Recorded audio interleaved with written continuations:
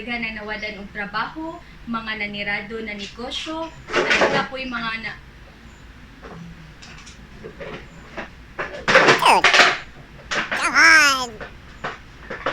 naapoy mga nawad-an ug mga mahal sa kinabuhi ug uban pa mga bati nga mga panghitabo. Pero ang kaning panghitabo karon nahimong opportunity para mag-diskarte ta sa kinabuhi. Okay, I'm back. So, ang kaning bati nga panghitabo karon nahimong opportunity para mo diskarte ta sa kinabuhi. Usa sa ebidensya nga dili gyud mapapildi ang mga Bisaya sa mga bati nga panghitabo mao ang pagpanggawas sa lain-laing mga Facebook groups kung diin nahimong venue sa mga online sellers para i-showcase nila ang ilang mga food products. Before all of this happened, kay magluto lang sila para sa ilang family and friends, and karon gihimo na nilang negosyo.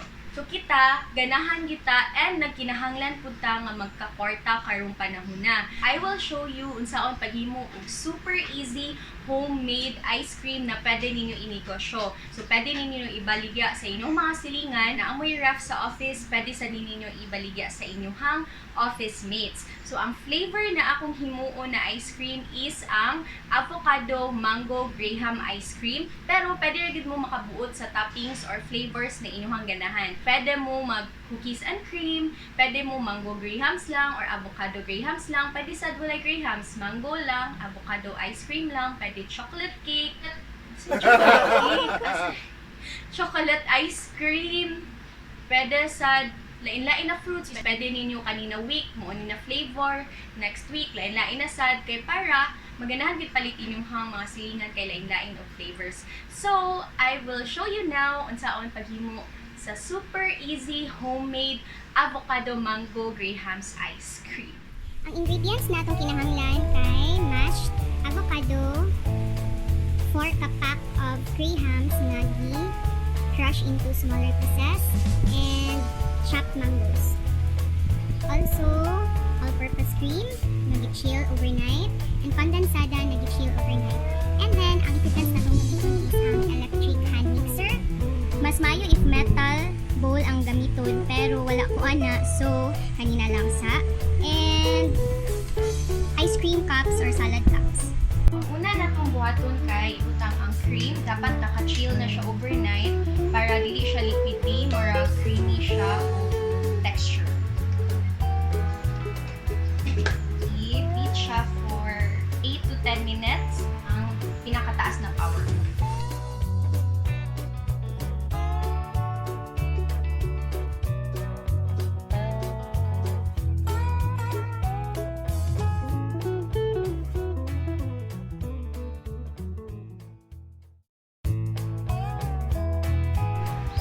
Condensed milk, nag-chill po siya overnight with sa cream. I-beat again for 3 minutes.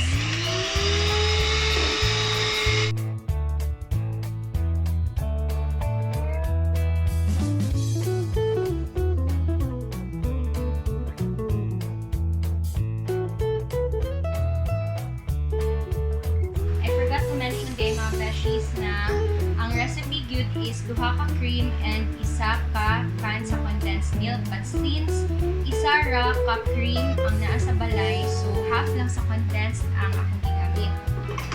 Next is ibutang ang kaning mashed avocado.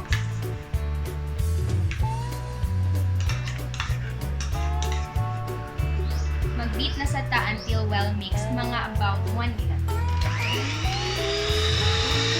Next is magbutang og mangoes, pero inyong binglan og gamay kay para garnish sa ice cream cups.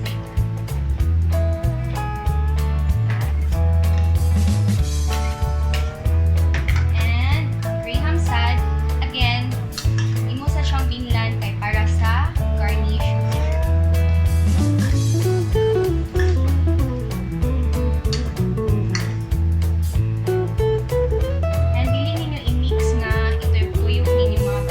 Cold lang.